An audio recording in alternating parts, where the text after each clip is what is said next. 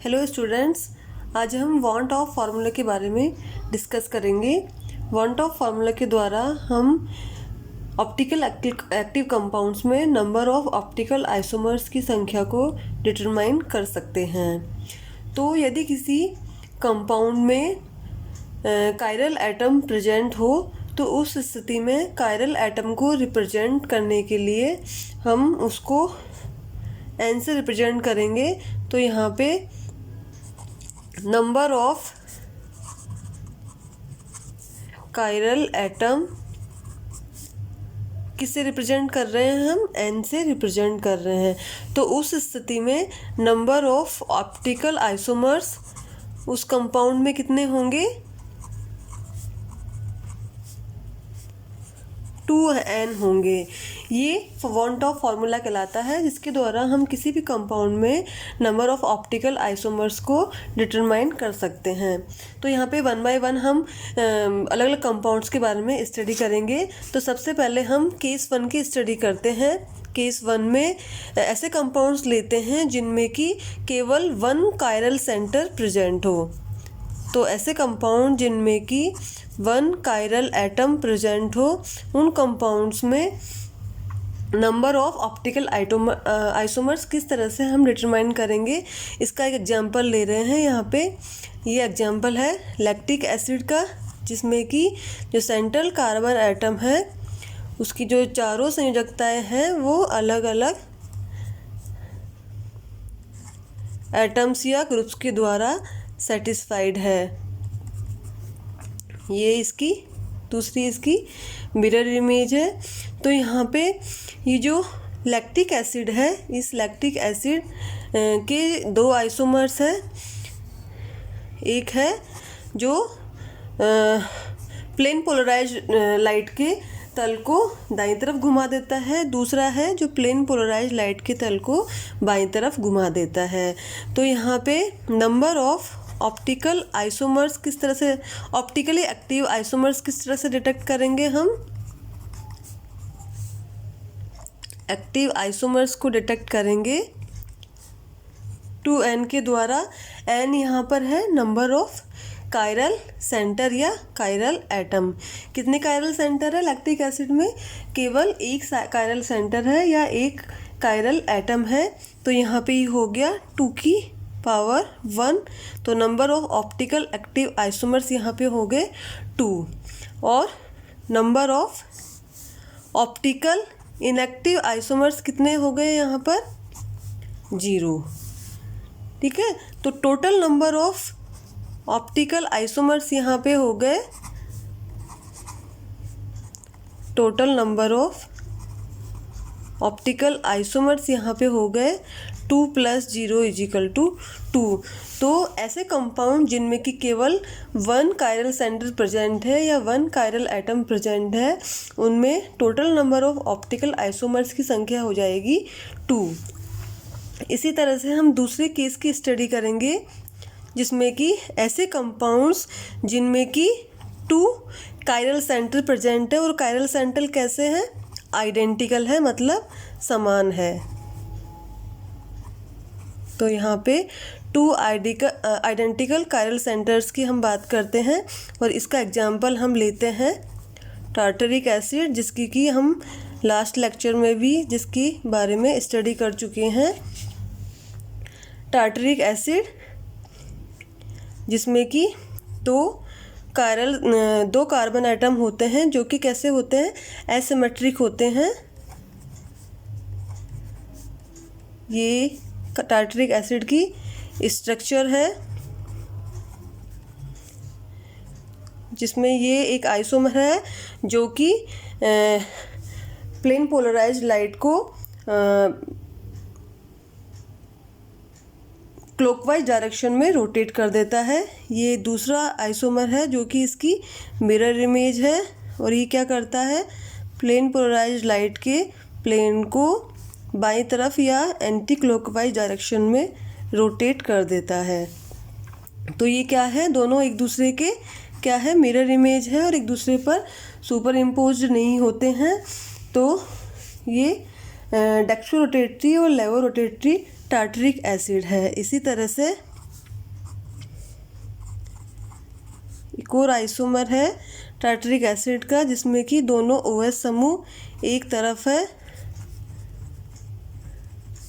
और इसकी ये मिरर इमेज हो जाएगी, जिसमें दोनों हाइड्रोजन एटम्स और दोनों OH समूह एक तरफ है। ये दोनों कंपाउंड्स कैसे हैं? इन दोनों कंपाउंड्स में एक कंपाउंड के एक भाग के द्वारा, क्योंकि कंपाउंड में क्या है, प्लेन ऑफ सिमेट्री प्रेजेंट है, तो कंपाउंड के एक पार्ट के द्वारा कंपाउंड के दूसरे पार्ट की जो ऑप्टिकल प्रॉपर्टीज है उसको डिस्ट्रॉय कर दिया जाता है इंटरनल कंपेंसेशन के द्वारा। तो इस तरह से ये कंपाउंड्स कैसे हो जाएंगे, ऑप्टिकल इनएक्टिव हो जाएंगे, और इन कंपाउंड्स को क्या कहेंगे, मीजो कंपाउंड्स। इन कंपाउंड्स में भी नंबर ऑफ ऑप्टिकली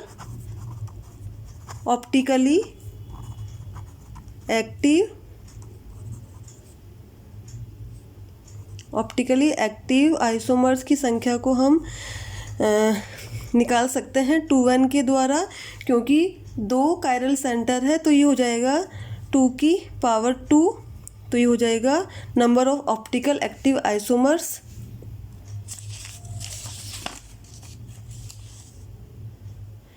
सॉरी 2 की पावर n-1, क्योंकि 2 कायरल सेंटर है और दोनों कैसे हैं, समान है। तो इस स्थिति में ये जो फॉर्मूला हो जाएगा, वॉन टॉप फॉर्मूला ये हो जाएगा 2 की पावर n-1, तो ये हो जाएगा 2 की पावर 2-1, तो ये हो जाएगा number of optical active isomers की संख्या हो जाएगी यहाँ पे 2। इसी तरह से number of optically inactive isomers की संख्या हो जाएगी 2 की पावर n/2-1, तो ये हो जाएगी 2 की पावर 0 = 0। तो total number of optical isomers हो जाएंगे यहाँ पे, total number of optical isomers यहाँ हो जाएंगे 2 की पावर 0, ये बराबर हो जाएगी 1 के, तो 2 + 1 = 3। तो इस तरह से टार्टरिक एसिड में जो total number of stereo isomers होंगे या ऑप्टिकल आइसोमर्स होंगे, उनकी संख्या वॉन टॉप फॉर्मूले के द्वारा निकालते हैं, तो 3 हो जाती है। तो इसी तरह से हम पता लगा सकते हैं कि टार्टरिक एसिड में 3 आइसोमर्स है। एक प्लेन पोलराइज्ड लाइट के प्लेन को दाईं तरफ घुमा देता है या क्लॉकवाइज डायरेक्शन में रोटेट कर देता है, तो दूसरा प्लेन पोलराइज्ड लाइट के प्लेन को बाईं तरफ या एंटी क्लॉकवाइज डायरेक्शन में रोटेट कर देता है। और जो तीसरा कंपाउंड वो मीजो कंपाउंड कहलाएगा, क्योंकि इसमें प्लेन ऑफ सिमेट्री पाई जाती है। कंपाउंड के एक पार्ट के द्वारा दूसरे पार्ट के ऑप्टिकल एक्टिव प्रॉपर्टी को डिस्ट्रॉय कर दिया जाता है इंटरनल कंपेंसेशन के द्वारा। अब हम बात करते हैं तीसरे केस की, केस 3, जिसमें कि कंपाउंड में 2 कायरल सेंटर है, लेकिन दोनों कायरल सेंटर कैसे हैं, डिसिमिलर है, मतलब असमान है। तो 2 डिसिमिलर कायरल सेंटर्स की हम बात करते हैं।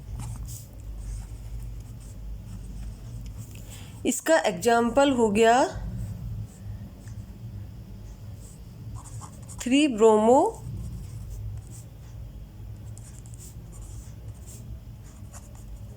2-ब्यूटेनॉल।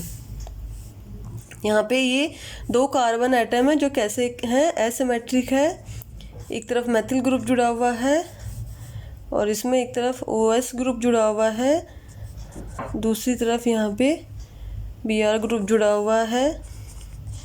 तो ये दोनों जो कार्बन एटम्स हैं ये कैसे हैं, असमान है। ये इसकी मिरर इमेज हो गई, जो कैसी है, एक दूसरे पर ये सुपर इम्पोज नहीं हो रही है। तो ये दोनों आइसोमर्स कैसे हैं, एक दूसरे के ये इनैंशोमर्स हैं जो कि एक दूसरे पर सुपर इम्पोज नहीं हो रहे हैं, और प्लेन पोलराइज्ड लाइट के प्लेन को ये क्लॉकवाइज और एंटी क्लॉकवाइज डायरेक्शन में रोटेट कर देते हैं। इसी तरह से इनके जो दूसरे आइसोमर है उसमें क्या हो रहा है, दोनों जो ग्रुप्स हैं जैसे OH ग्रुप और BR ग्रुप दोनों ही एक साइड में है और इसकी मिरर इमेज इस तरह की हो जाएगी।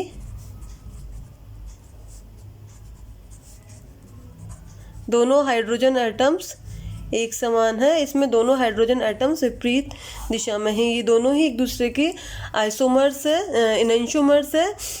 अगर हम स्ट्रक्चर 1 और 3 की बात करें तो ये दोनों एक दूसरे की क्या है, डाइस्टीरियो आइसोमर्स है, क्योंकि दोनों की जो ऑप्टिकल प्रॉपर्टीज़ है वो डिफरेंट है, जबकि इनेंशियोमर्स में जो केमिकल फिजिकल प्रॉपर्टीज़ होती है वो समान होती है, जबकि डाइस्टीरियोमर्स में केमिकल एंड फिजिकल प्रॉपर्टीज़ के साथ साथ ऑप्टिकल प्रॉपर्टीज जो होती है वो असमान होती है।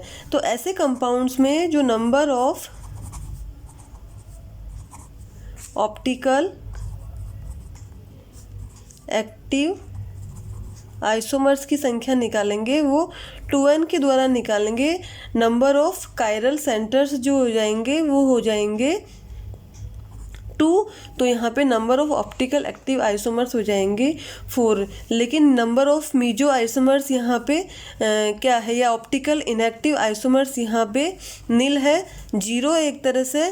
तो नंबर ऑफ ऑप्टिकल आइसोमर्स की संख्या को हम निकालेंगे, तो नंबर ऑफ ऑप्टिकल आइसोमर्स हो जाएंगे 4 + 0 = 4। तो इस तरह से हम वन टॉप फार्मूला के द्वारा किसी भी कंपाउंड में ऑप्टिकल आइसोमर्स की संख्या को कैलकुलेट कर सकते हैं। ये जो ऑप्टिकल आइसोमर्स होते हैं इनके जो बॉइलिंग और मेल्टिंग पॉइंट होते हैं ये समान होते हैं, इनकी जो सॉल्युबिलिटी होती है ये भी समान होती है, लेकिन जो इनकी गंध होती है वो अलग अलग होती है। इनकी ऑप्टिकल प्रॉपर्टीज समान होती है, लेकिन जो डायरेक्शन होता है ऑप्टिकल प्रॉपर्टीज का वो अलग अलग होता है।